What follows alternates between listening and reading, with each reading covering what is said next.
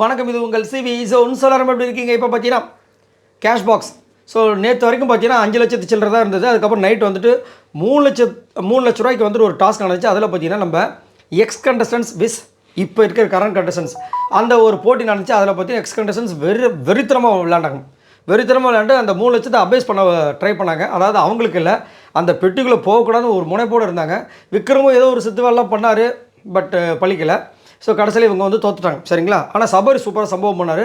அவரை தவிர்த்து மற்றவங்க வந்து வினோத் ஓரளவுக்கு பண்ணார், திவ்யாலாம் ஓரளவுக்கு, அதான் எல்லாமே நல்லா ஓரளவுக்கு எஃபர்ட் பண்ணாங்க. ஆனால் இவங்க பயங்கரமான எஃபர்ட் பண்ணாங்க. இவங்க நல்லா பண்ணாங்க, ஆனால் அவங்க ரொம்ப ரொம்ப நல்லா பண்ணிட்டாங்க. அதுதான் விஷயம். ஸோ அப்படின்னு பார்க்கும்போது இப்போது எவ்வளோ இருக்குன்னா 5 லட்சம்.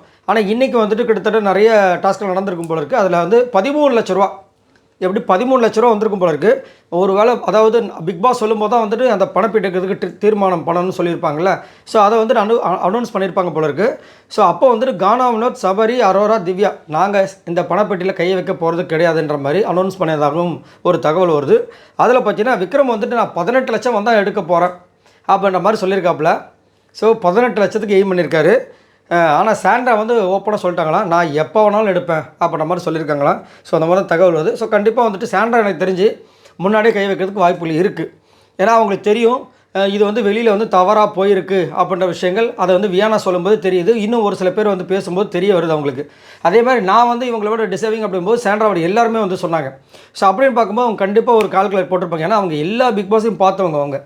ஸோ கண்டிப்பாக ஒரு கால்குலேஷன் போட்டிருப்பாங்க. அதனால் ஓரளவுக்கு இப்போ வந்துட்டு அவர் டார்கெட் செட் பண்ணிட்டார் விக்ரம் 18 லட்சம்னு. ஸோ அதுக்கப்புறமா மற்றவங்க எல்லாருமே நாங்கள் பணத்தை எடுக்க போகிறதில்லன்னு சொல்லிட்டாங்க.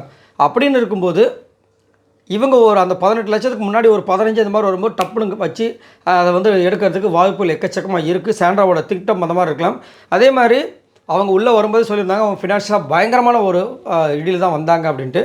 ஸோ கண்டிப்பாக இது வந்துட்டு ஒரு பெரிய ஒரு நல்ல அமௌண்ட்டாக அவங்களுக்கு இருக்கும். அது மாற்ற கருத்தே கிடையாது. பார்க்கலாம் என்ன நடக்குதுன்னு, யாருக்கு வந்து இந்த பணப்பெட்டி போய் சேரப்போகுதுன்னு.